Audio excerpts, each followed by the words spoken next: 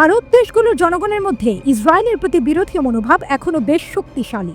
তবে সরকারগুলো জনগণের সমালোচনা এড়ানোর জন্য সম্পর্কের বিষয়গুলো গোপন রাখে বা ফিলিস্তিনিদের সমর্থনে শুধু প্রতীকী পদক্ষেপ নেয়। তবে বাস্তবে তাদের কিছু কৌশলগত এবং অর্থনৈতিক স্বার্থ ইসরায়েলের সঙ্গে সম্পর্ক স্বাভাবিক করার দিকে এগিয়ে নিয়ে যাচ্ছে। বিশেষজ্ঞরা বলছেন, বর্তমান পরিস্থিতিতে এই সহযোগিতাগুলো ইসরায়েলের জন্য অনেক গুরুত্বপূর্ণ সুবিধা এনে দিয়েছে।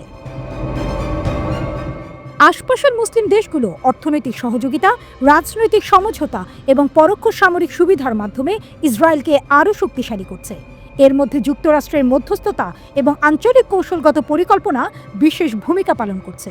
শুরু থেকেই ফিলিস্তিনের পাশে আছে ইরান, এবার মুখ খুলল মুসলিম বিশ্বের আরেক শক্তিশালী দেশ সৌদি আরব। গাজা উপত্যকা থেকে ফিলিস্তিনিদের জোর করে সরিয়ে দেওয়ার চেষ্টা কোনোভাবেই মেনে নেবে না সৌদি আরব। এই মন্তব্য করেছেন সৌদি আরবের পররাষ্ট্রমন্ত্রী প্রিন্স ফয়সাল বিন ফারহান। তিনি স্পষ্টভাবে বলেছেন, গাজার ফিলিস্তিনিদের বাস্তুচ্যুতি নিয়ে যে কোনো পদক্ষেপ সৌদি আরব শক্তভাবে প্রত্যাখ্যান করবে, তা যেভাবেই হোক না কেন।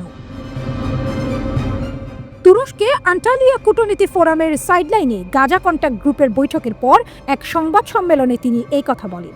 সেখানে তিনি আরও যোগ করেন, গাজা থেকে ফিলিস্তিনিদের সরিয়ে নেওয়ার যে পরিকল্পনা চলছে তা তিনি নিন্দা করেন।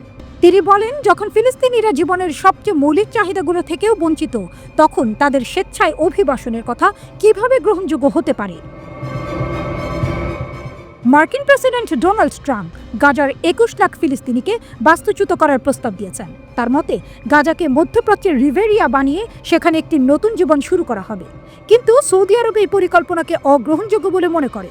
সৌদি মন্ত্রী গাজায় যুদ্ধবিরতি ঘোষণা করতে এবং সেখানে মানবিক সাহায্য পৌঁছানোর জন্য নিরবিচ্ছিন্ন ব্যবস্থা গ্রহণের জন্য জরুরি আহ্বান জানান। বন্দি বিনিময়ের চুক্তি ভেঙে ১৮ মার্চ ইসরায়েলি বাহিনী গাজায় নতুন করে আক্রমণ চালায়। ২০২৩ সালের ৭ অক্টোবর হামাসের প্রতিশোধমূলক হামলার পর থেকে গাজায় ৫০,৮০০ জনেরও বেশি ফিলিস্তিনি নিহত হয়েছেন, যাদের বেশিরভাগই নারী ও শিশু।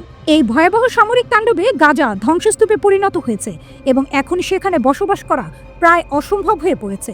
আন্তর্জাতিক অপরাধ আদালত গাজার এই যুদ্ধাপরাধের জন্য ইসরায়েলের কট্টর প্রধানমন্ত্রী বেনিয়ামিন নেতানিয়াহু এবং তার সাবেক প্রতিরক্ষামন্ত্রী ইয়োভ গ্যালেন্টের বিরুদ্ধে গ্রেফতারি পরোয়ানা জারি করে। পাশাপাশি ইসরায়েলকে আন্তর্জাতিক বিচার আদালতে গণহত্যা মামলার মুখোমুখি হতে পারে।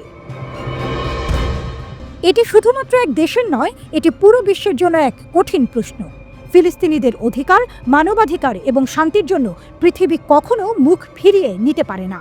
গাজার আকাশে রক্তিম সূর্য ওঠে, কিন্তু শান্তির বাতাস কখনো যেন সেখানে শান্তির পতাকা তুলতে পারে। সৌদি আরবের এই দৃঢ় অবস্থান এক বড় বার্তা।